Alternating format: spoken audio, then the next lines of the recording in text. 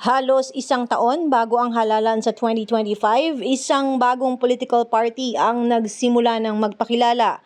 Ilang individual ang nanumpa bilang miyembro ng Akay National Political Party noong 9 ng Mayo sa Palacios Event Center sa San Miguel, San Pablo City, Laguna.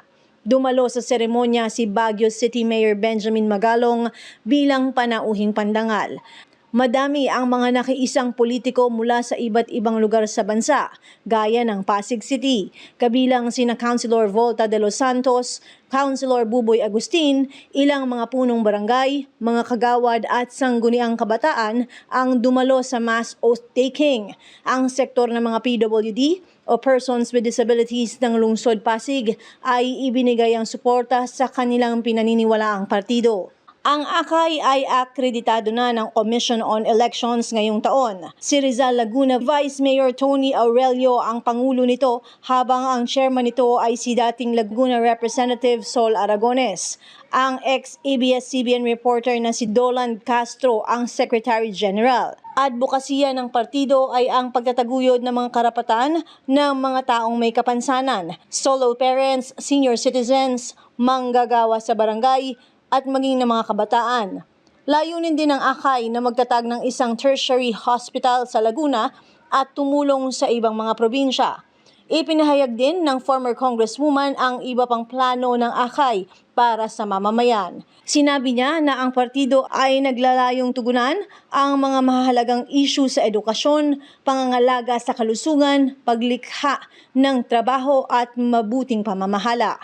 Bago pa man maging partido, madami ang natulungan ng Akay sa kanilang mga naisagawang pamimigay ng mga wheelchair, tungkod at assistive device sa buong bansa. Ngayon, mabait ang Panginoon at mukhang gumalaw ang universe para kay Sol Aragones. Dumating mo sa buhay ko ang Akay ni Sol Party List. Ang party list kong ito na gustong tumulong hindi pa nakaupo sa ating mga kababayan. Mula sa PWD sa iba't ibang bahagi ng bansa. Hindi na lang PWD ngayon, sa senior citizen at iba't ibang sektor. Ang sabi mo ng iba, bakit walang tigil ang pagtulong ng Akay ni Sol Party List at ni Sol Aragones? Talagang showbiz din ang politika. Lumabas pa nga ang kwento. Baka may boyfriend na bilyonaryo si Sol Aragones, kaya walang tigil ang pagtulong. Wala hong katotohanan yan. Wala hong tigil ang pagtulong. Dahil ang Akay ni Sol Party List, totoo, nangangarap po ang party list dito na makaupo sa Kongreso para magkaroon ng totoong kinatawan ang mga PWD sa Kongreso at para sa iba't ibang sektor ng lipunan. Hindi rin kinakailangan maging bilyonaryo o bilyonaryo para makatulong sa tao. Ang tinatanong lang dito ay ang totoong puso na gustong tumulong at may malasakit sa tao. Maraming nagtatanong, sino ba ang mga tumutulong kay Sol sa pagtakbo niya ng gobernador at maging sa Akay ni Sol Party List? Tapusin na ho natin ang sari-saring bulungan at sari-saring intriga, sasabihin ko na sa inyo. Ang mga nasa likod po nito ay mga pilantropo, mga may tayo sa buhay na ang gusto na lamang ibalik sa kapwa ang biyayang meron sila. Bakit hindi sila lumulutang? At tanging si Sol Aragones ang nakikita ninyo. Ang sabi po nila, hindi na namin kailangang magpakilala, Sol. Sapat na sa amin na may mga PWD na nakakalakad. Sapat na sa amin na maraming tao tayo natutulungan. Sapat na natutulungan natin na nangangailangan ng gamot, nangangailangan ng nebulizer, nangangailangan ng wheelchair, nangangailangan ng extern food drop. Ang bawat taong yan, nakikita namin lumigaya ay sapat na.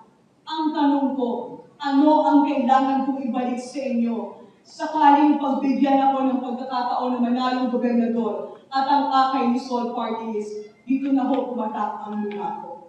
Ang sagot nila sa akin, wala kang utang. Wala kayong kailangang bayaran. Isa lang ang tilakin mo na ibalik sa amin.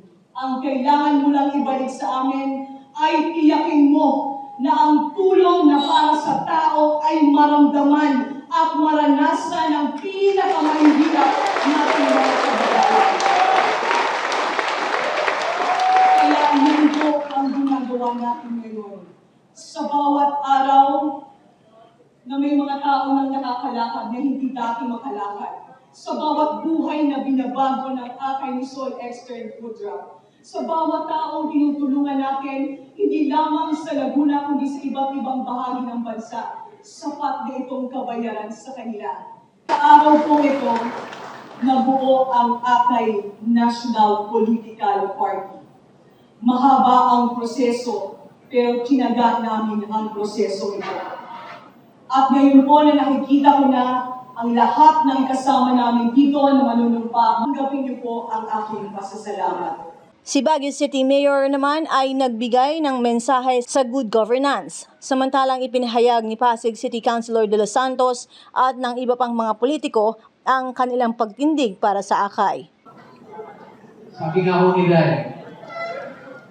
leadership is about influence.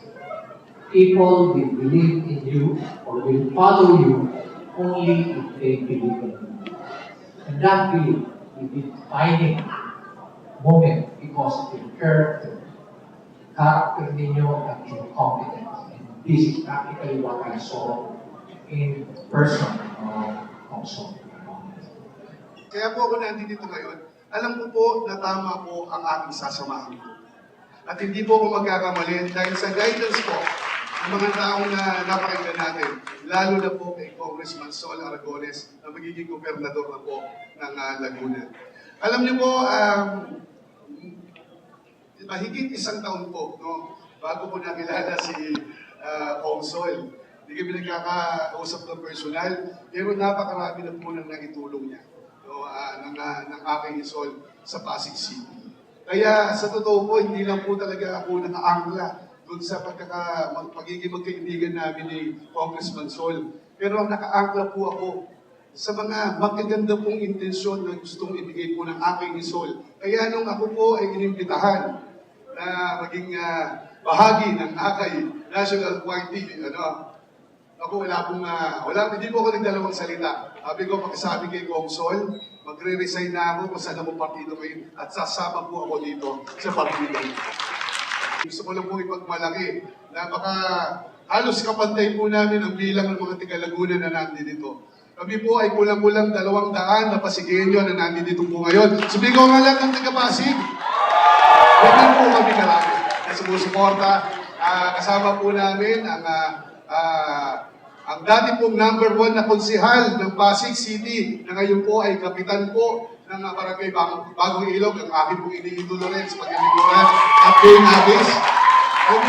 Dalawa rin pong kapitan ko, kasama namin. Bago po ito kasi sa paglilingkuran, wala pong history, no? Wala pong pamilyang politiko, pero dati po silang mga police officer, mayor. Nandiyan po ang aming kapitan, Kapitan Rodel Samaniego, kapitan po ng Barangay Mamba, at Kapitan Jigs ng Barangay Uding, wala rin po. At nandiyan rin po si Cap Parok, at nandiyan rin po si Kap Nono, no? Mabagin ko lang po kasi alam niyo po talaga kahapon po sila nandito at excited po sila maging bahagi ng Akay National Party. May kasama rin po namin ang marami pong mga SK Chairman, SK Kagawad. Sigaw na lang kayo, yun nandito po, mga SK Chairman at Kagawad ng Pasig City. At alam niyo po, huwag po kayo mag-alala. No, ako na po ang magsasabi sa inyo, nasa tamang kamay po tayo. Yan, ha? At sabi ko rin po, nandito rin po pala, makalimutan na rin po ang officers ng 30 barangay ng mga PWD presidents po, ng PWD organizations po ng iba't ibang barangay ng Pasig City. Tinapos ang programa sa pagtampok sa mga produkto ng Laguna na libreng nakuha ng mga panauhin.